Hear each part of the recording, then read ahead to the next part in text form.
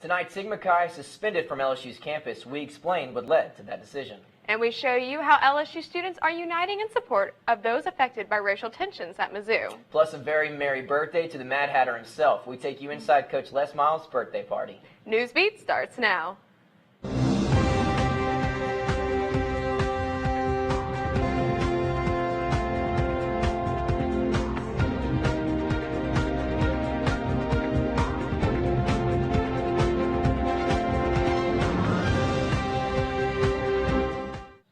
Good evening and welcome to Newsbeat. I'm Michael Edmondson. And I'm Larissa Bonaquisti. The Sigma Chi fraternity at LSU has been placed on interim suspension. Tiger TV reporter Megan Morvant joins us now to explain what we know so far. According to LSU Media Relations Director Ernie Ballard, the Sigma Chi fraternity received an interim suspension letter on November 3rd. This letter states the suspension is a result of incidents that have occurred regarding the incident on October 17th involving the use of controlled substances in the chapter house. The letter also details the terms of the suspension. The chapter may not discuss the investigation, host or participate in social events, or conduct meetings. The investigation is still ongoing. LSU's Vice President for Student Life and Enrollment says we are implementing a thorough investigation and accountability process regarding Sigma Chi. Now, this isn't the first time LSU has suspended a fraternity. You may remember Acacia was suspended in March following an investigation of hasting allegations. They will stay off campus through at least 2018. But we will alert you for any more information about Sigma Chi on our website. That's tigertv.tv. For Tiger TV, I'm Megan Morvant. Thanks, Megan. An object hanging from a tree in the quad had some students shocked, thinking it was a hanging noose. With racial tensions present on campuses across the country, students were relieved to see the object was not what they thought. It looked like what it looks like something you hang someone with, but you can tell it's a cable car, but it's kind of awkward how it's hanging. What we have is we have lightning protection in every one of the live oak trees on within the quad. And the lightning protection is a copper cable, and it runs down each one of the leaders of the trees, which are the large limbs. We call them leaders. And then it goes down into the ground with about a 5-foot, half-inch ground rod. And the idea is we want to save the trees from lightning strikes because that's the biggest killer of live oak trees on the campus. So on this particular tree, we see that it suffered a lot of damage from Gustav. And so what I'm seeing here are nothing more than some loosening of the existing lightning protection. I think people kind of overreacting because we got a lot of stuff going on right now. So, yeah, they say it's been there, but I guess everybody's just noticing it now because, a lot of stuff going on. LSU released a statement saying, though this proved not to be the case, we want to emphasize that racial intolerance will never be permitted on our campus. In other news, LSU students gathered around the bell tower today to stand for students at Mizzou who have been subject to racist acts. Student Government President Andrew Montauk stood front and center with the group to show that LSU will now not stand for racial intolerance. The gathering was peaceful as the students grouped together for a picture with the Stand for Mizzou banner before saying a prayer. The event ended with a passionate "Go Tigers." I came out in support today because I think it's wonderful when youth and people of our generation get together and show that we can stand for something, because I feel like we are looked down upon as a generation. 120 Missouri State University students staged a sit-in on campus today to show support for protesting students at Mizzou. Missouri State University student Corey Todd spoke to Tiger TV earlier saying, quote, "There is a need to cultivate campuses as safe spaces for education and living. I believe this happens by calling for an end to discrimination on and off campus. Racism in all of its forms is still alive, and I think the best way to fight it is by calling attention to it and holding ourselves as a society accountable to listen, learn, and correct it." Close quote. A University of Missouri student has been arrested after making threats against African American students online. 19-year-old Hunter Park used social media site Yik Yak to threaten to, quote, "shoot every black person he sees," close quote. Officials quickly trace the post to Park. He is being held for making a terrorist threat. In Virginia, three men are facing federal charges accused of trying to start a race war. The FBI raided a home in Chesterfield Sunday and arrested three men. Robert Doyle, Ronald Cheney, and Charles Halderman have been accused of plotting to rob a jewelry store and using the money to start a race war. Officials say the men were plotting to shoot and blow up black churches and synagogues. It is unclear if the FBI thinks the attack was imminent. The three men will appear in federal court later this week. LSU police are searching for a man who may be involved with thefts at the U wreck late October. This is the man LSU PD is looking to question. The thefts occurred October 28th. The suspect is believed to be driving a dark-colored Ford F-150 truck. Anyone with relevant information can call LSU PD at 225-578-3231 or submit tips online at www.lsu.edu/police. After an exciting game or just a tough week at school, many LSU students enjoy a night out at Tigerland. But because of the dangers that can accompany a late night in Tigerland, the BRPD is taking steps to make it safer. By day, the place known as Tigerland appears safe and calm. But when the sun goes down, the students of LSU come out to enjoy all that Tigerland has to offer. What starts out as fun can soon become dangerous, and that's why the Baton Rouge Police Department has taken a step toward increasing the safety in Tigerland. We have increased presence on Monday nights, on Thursday night, on Friday night, and also on Saturday night. Increasing police presence in Tigerland has become an annual event for the Baton Rouge Police Department. The purpose of putting more officers directly in Tigerland is to allow the other officers to remain at their stations in case of an emergency, and to make police response quicker. When we're not handling an incident, we would possibly be walking the parking lot, just basically deterring anyone who may consider vandalizing one of the vehicles in the parking lot or burglarizing the vehicles in the parking lot. The officers assigned to these positions are done so on a volunteer basis, and so far there has been a positive response from many within the LSU student body. And there are a lot of fights breaking out. It might be better to have some people there ready to help on hand in case they need to call 911 or an emergency ambulance. Despite the increased number of officers, the BRPD still recommends caution when you venture out into Tigerland at night. It's only 6 officers normally, so we can't watch everything, but for the most part we have been able to deter a lot of the crimes and a lot of the criminal activity in the area. For Tiger TV, this is Larissa Bonaquisti.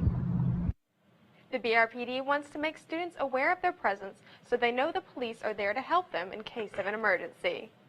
Well, LSU head football coach Les Miles celebrated his 62nd birthday last night at TJ Ribs. Tiger TV reporter Nadine Abuzada was at the event and shows us how fans, players, and friends helped the coach celebrate. Happy birthday, Coach Miles! Coach Miles took a step back from football last night as he celebrated his 62nd birthday at his radio show at TJ Ribs last night.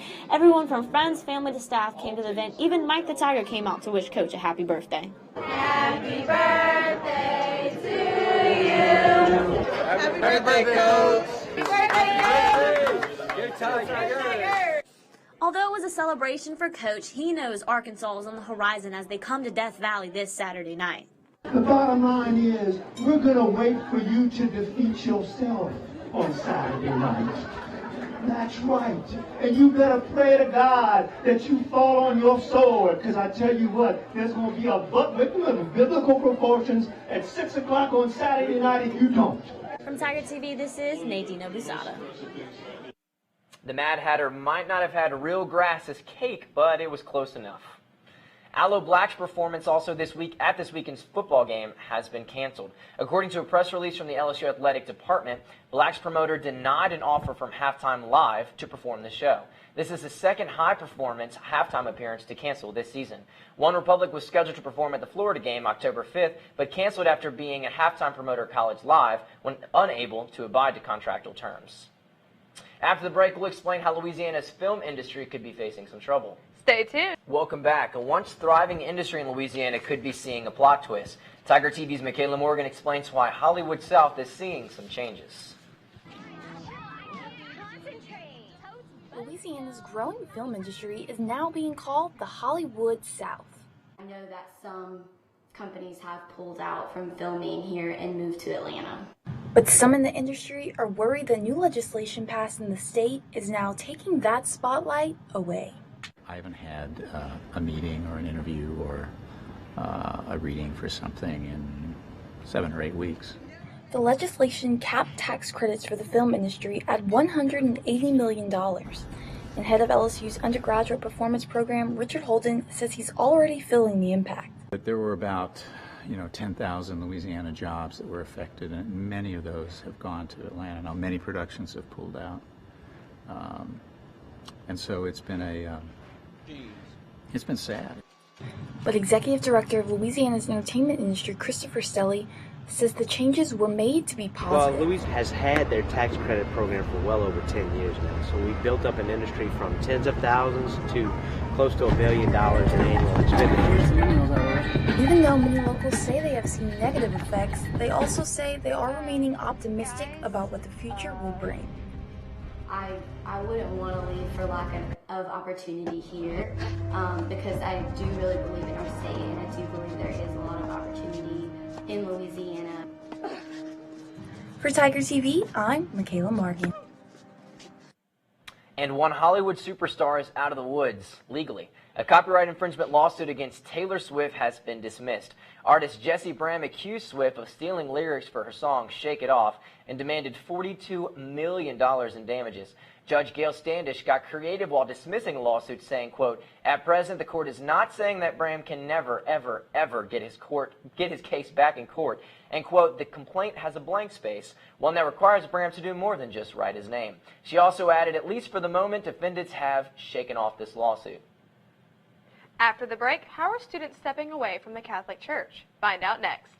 Local churches are seeing a drastic decrease in attendance of young people. Millennials are turning away from the church more than any generation before. Tiger TV reporter Brett Hauser shows us what's leading students following their own faith. Students in 2015 don't seem much different from those of previous decades, but a major difference among these millennials has emerged as more young people today are walking away from the church. Minister Michael Bouquet with Chi Alpha Ministry has noticed the change. Well, they are leaving. Like I've noticed in a lot of the churches I've been in and gone to, that there's an age gap between the young and the old. The percent of religious skeptics under 30 has nearly doubled from 18 to 34% in the past 20 years. However, the proportion of skeptics older than 65 has been cut in half. Bouquet says he hopes millennials will begin taking after the older generations. And it really is affecting the church because there's a gap that needs to be filled, and people aren't stepping up to fill that gap. And a Barna Group study shows that these religious skeptics tend to be better educated, as almost half hold college diplomas, and more women than men no longer participate in organized religion. However, religious leaders acknowledge that the younger people who stick with the church are the most devoted. And so I think the statistic is just it's a filter. Like people that weren't really believing are stepping off, and people who really are believing are staying. As times keep changing, religion's role in America seems to be doing the same. With Tiger TV, I'm Brett Hauser. Although the United States still has the largest number of Christians, an estimated 1/3 of millennials do not associate with any particular religion. Well, coming up after the break, one company is taking note at the Starbucks cup design controversy and introducing their own festive cups. We'll be right back. While Starbucks is seeing some people brewing over their holiday cup design, Dunkin' Donuts just unveiled their cup. The white cup is designed with the word joy surrounded by a holiday wreath. Last week, Starbucks faced backlash when they introduced a plain two-tone red cup. They say the plain cups are to give customers space to get creative with their own holiday doodles. After the break, Tiger TV Sports Director Johnny Lombardi joins us to give us a look ahead at LSU facing Arkansas this Saturday. Let's hope for a win this week. We'll be right back. Hello everybody, Johnny Lombardi here and welcome to sports. A few days after heartache for the LSU football team in Tuscaloosa, the team celebrated Wednesday night at TJ Ribs. As we showed you earlier in the show, Tigers head coach Les Miles celebrating his 62nd birthday Wednesday night during his weekly radio show at TJ Ribs on Acadian. Miles' party included a cake featuring the many hats of Les Miles, which had hats from all of his coaching and playing stops at Michigan, Oklahoma State, and of course, LSU. Saturday night in Death Valley, Coach Miles will have his normal white LSU cap on, and his Tigers will look to extend his birthday celebration with a win over the Arkansas Razorbacks.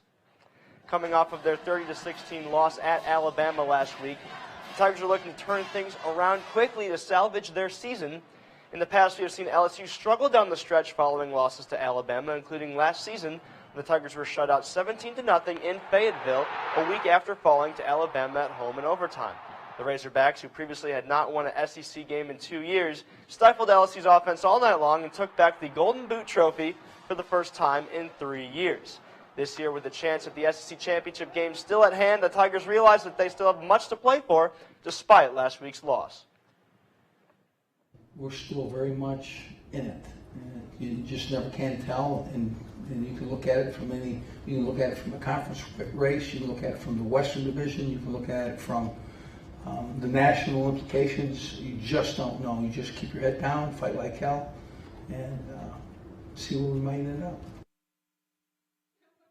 Reports saying that senior safety Jalen Mills was very vocal in the locker room following the Alabama loss, reiterating to his teammates that the season is not over. We will see how motivated the Tigers are Saturday night in Tiger Stadium when they look to win back the boot from Arkansas. Kickoff is set at 6:15 on ESPN. Let's take a look at some of the other action going on around the country Saturday.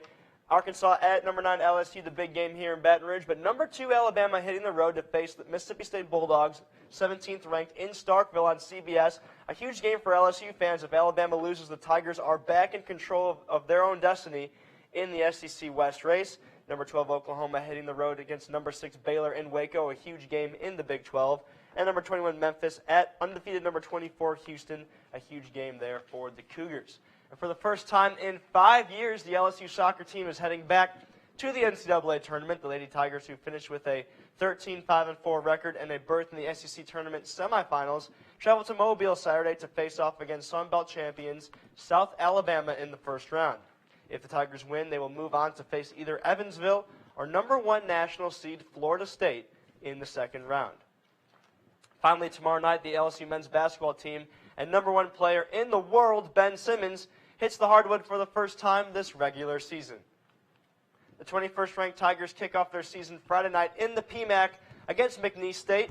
Head coach Johnny Jones and company realize the expectations surrounding Simmons and the Tigers this season and are ready to get their march to the NCAA tournament underway.